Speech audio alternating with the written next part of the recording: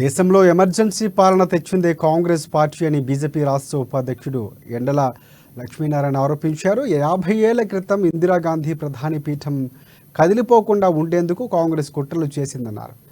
రాయ్ బరేలీ ఎన్నికల్లో అవకతవకలు, mall practice జరిగిందని కూడా ఇందిరాగాంధీ ఎన్నికల చెల్లదని, 6 ఏళ్ల పాటు ఎన్నికల్లో పాల్గొనే అవకాశం లేదని కోర్టు తీర్పు ఇచ్చిందని గుర్తు చేశారు. పదవీ కాంక్షతో దేశంలో ఎమర్జెన్సీ సృష్టించారని, సుమారుగా 1,40,000 మందిని అరెస్టు చేసి జైల్లో పెడితే అందులో 22 మంది లాకప్ డెత్ అయ్యారన్నారు. 1975 జూన్ 25న ఈ దేశం చీకటి రాజ్యాన్ని రుచి చూసిందన్నారు ఆయన. రాజ్యాంగాన్ని తుంగలో తొక్కి చీకటిమయం చేసిన కాంగ్రెస్ రాజ్యాంగం గురించి మాట్లాడడం హాస్యాస్పదంగా ఉందని ఎద్దేవా చేశారు.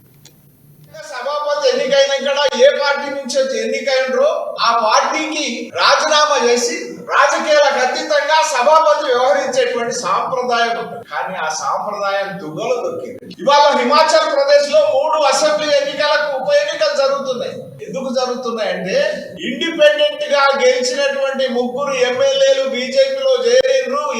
ఇండిపెండెంట్ గా గెలిచిన ఎమ్మెల్యేలు 3 కూడా రాజీనామా చేసి బీజేపీ మీద నిలబడి ఎన్నికల్లో ఇవాళ కొట్లాడు. ఒకవైపు ఉప ఎన్నికల్లో ఇండిపెండెంట్ గా స్వతంత్ర అభ్యర్థులుగా గెలిచినటువంటి వాళ్ళు పార్టీలో చేరితే వాళ్ళ రాజీనామా చేసి భారతీయ జనతా పార్టీ మీద గెలవడానికి కోసం రాజీనామా చేసి, మీరు ఇక్కడ కారు మీద గెలిచినోడు